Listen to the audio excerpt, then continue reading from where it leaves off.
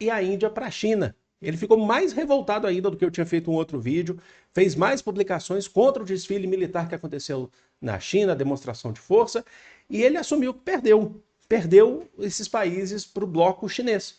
E aí isso pode aumentar ainda mais a tensão, até mesmo porque o Vladimir Putin, com essa força que ele está ganhando, com essa demonstração de apoio que ele está ganhando, ele simplesmente falou, ó, eu não continuo não aceitando as condições que a Europa está definindo para o cessar-fogo na Ucrânia. A gente vai falar sobre tudo isso hoje, então vou pedir para vocês curtirem. Vocês sabem que quem é inscrito no canal, quando curte o vídeo, já ajuda esse conteúdo a chegar para mais pessoas e é o que a gente precisa aqui para continuar fazendo esse tipo de conteúdo crítico, honesto e objetivo, tá bom?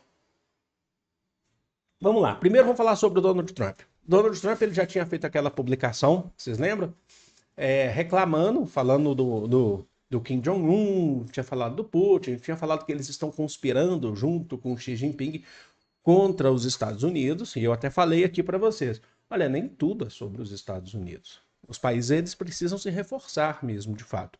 Agora o Donald Trump, ele publicou uma foto com o Vladimir Putin e o Narendra Modi, que é o primeiro-ministro indiano, junto com Xi Jinping, nessas reuniões que a gente teve, e disse que perdeu. Na verdade, vamos abrir já logo na Truth Social para ver o que o Donald Trump falou. Parece que perdemos a Índia e a Rússia para a China, a mais profunda e sombria. É sempre essa ideia de tratar a China, eles tratam como um eixo, né? É o que eles falam, né? Que eles são os aliados, né? Que eles tenham um futuro longo e próspero juntos. O presidente Donald Trump, aí tem a foto aqui deles saindo de uma reunião ou entrando em uma reunião. Vale lembrar que ele continua falando, inclusive, que a China ele tem boas relações com Xi Jinping, que ele admira o Xi Jinping, só que disse que a China precisa muito mais dos Estados Unidos do que os Estados Unidos precisam da China. Será? Pois é, não sei, hein? E o Narendra Modi, a Índia totalmente ligada, era o país do BRICS, né, dos BRICS mais próximos aos Estados Unidos e parece que está se afastando, continua comprando petróleo russo, a gente já trouxe isso aqui, consegue comprar o petróleo russo com desconto e de forma mais barata desde essa guerra da Ucrânia e Rússia, porque a Rússia teve que baixar o custo do seu petróleo e do gás também, justamente por conta das sanções que recebe da Europa. E a China também está se aproximando da Índia. Eu trouxe vídeo aqui falando para vocês que essa aproximação é histórica, que a China prometeu reduzir o déficit comercial que a Índia tem com a China nos últimos anos. Então, o Donald Trump simplesmente, ele fala que não está se sentindo ameaçado, mas claramente está se sentindo ameaçado.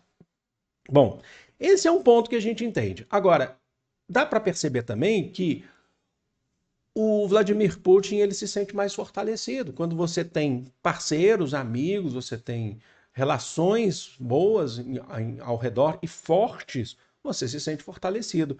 Ao passo de que, em relação à guerra na Ucrânia, o Putin recusou uma proposta feita pela Ucrânia e pela Europa de cessar fogo. E a gente vai falar sobre isso agora, nesse momento. Por quê? Porque assim, que o Putin foi muito esperto. A gente vai entender por quê. Qual que era a proposta? Que não é uma proposta necessariamente de troca de território, essas coisas aqui. A gente está falando de que assim que tivesse um cessar-fogo, a Europa iria enviar tropas para a Ucrânia para garantir a segurança. É o que a Europa quer. O que os Estados Unidos também falou, pode ser então, a gente vai enviar tropas terrestres e por mar para a Ucrânia para garantir a segurança do território, para garantir que a Rússia não ataque novamente. E o Putin recusou. Quem puxou isso? Os grandes líderes do que eles estão chamando de coalizão dos dispostos, que eles estão falando que eles estão dispostos a acabar com a guerra, né? Só que assim, não é tão disposto a acabar com a guerra, não. Vocês vão entender por quê. Quem que fez essa proposta, principalmente, foi o Emmanuel Macron, que é o presidente da França. A proposta é feita no sentido que ele falou que tem 27 países já dispostos a enviar, europeus, que estão dispostos a enviar tropas para a Ucrânia após, assim que assinar o cessar-fogo, no dia seguinte você já vai ter tropas da Ucrânia, tropas europeias. Por que o Putin recusou isso? O Putin recusou por quê? Qual que é o objetivo inicial desse conflito, do ponto de vista russo? Evitar a expansão da OTAN, da Organização do Tratado do Atlântico Norte, que quer a qualquer custo se expandir para o mundo inteiro, e aí para o leste europeu. O Putin falou que isso é inaceitável, isso não é negociável, certo? Ah, não, mas aí o que a França fala, o que a Alemanha fala, o Reino Unido fala? Não, a gente só vai enviar as tropas, não é a expansão da OTAN, porque nem todos os países que a gente vai enviar para a Ucrânia são membros da OTAN. A gente vai enviar tropas, os países que estão dispostos, europeus, para poder garantir a segurança, não é a OTAN. Aham, que não é a OTAN. É lógico que é, assim, por mais que não sejam todos ali, as grandes forças da OTAN estariam presentes. E aí é justamente o que o Zelensky quer, ele quer essas forças, essas tropas da OTAN. E aí o Vladimir Putin disse que, ó, é o seguinte, se vocês enviarem, a gente vai atacar, que a gente não quer tropas europeias da OTAN dentro do território. Ah, mas não é da OTAN. É sim da OTAN. A gente sabe, vocês estão tentando enganar quem? A gente vai atacar. E aí você lembra que se o Putin ataca, ele está atacando esses países europeus.